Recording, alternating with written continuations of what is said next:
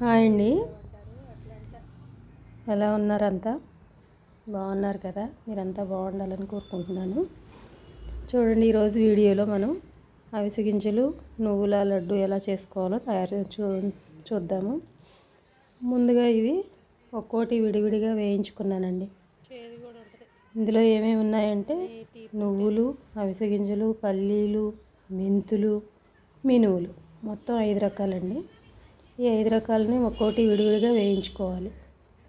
అయితే దీనిలో ఇగోండి మెంతులు వేసాను. ఈ మెంతులు ఎందుకు వేసానంటే మొన్న డాక్టర్ గారి దగ్గరికి వెళ్తే ఈస్ట్రోజన్ లెవెల్స్ తగ్గుతున్నాయమ్మా, మెంతులు కూడా లడ్డు చేసుకొని తినొచ్చు అని అన్నారు.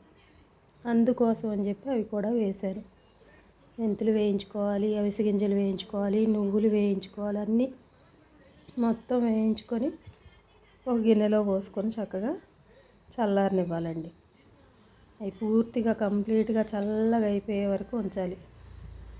ఉంచి వాటిని పూర్తిగా చల్లారిన తర్వాత మనం వాటిని మిక్సీలో వేసుకొని పట్టుకుంటే చక్కగా పిండిలాగా అవుతుందండి. మరీ మెత్తగా కాకుండా ఇట్లా బరకగా పట్టుకోవాలి.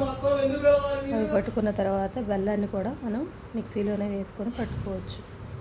ఈ రెండు మిక్స్ చేసుకున్న తర్వాత లడ్డు చుట్టుకుంటే మంచిగా తయారవుతుందండి. కొంచెం నెయ్యి కూడా వేసుకున్నాను, అప్పుడే మంచిగా వస్తుంది, లేదంటే విడిపోతూ వస్తుందండి. వీలైతే మీరు కూడా ట్రై చేయండి. ఇది చాలా ఆరోగ్యానికి మంచిదటండి. జుట్టు ఊడిపోవడం కానీ, కళ్ళు తిరిగి పడిపోవడం కానీ, ఐరన్ లెవెల్స్ మంచిగా ఉంటాయట. వీలైతే మీరు కూడా ట్రై చేసి థ్యాంక్ యూ.